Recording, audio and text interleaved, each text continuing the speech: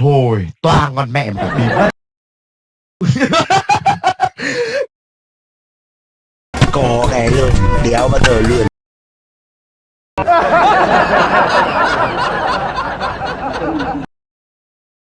Gặp bé nào ngon canh thì có khả năng là anh em giúp. Bố phải vả cho cái láo. Mày bị điên à? Phương pháp làm trắng răng kỳ diệu, chỉ sau 2 phút, răng xỉn màu ố vàng.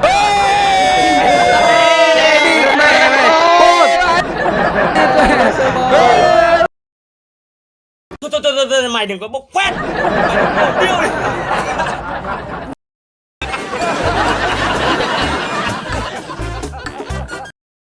Đi vào phải con, đi vào phải tao lay mày.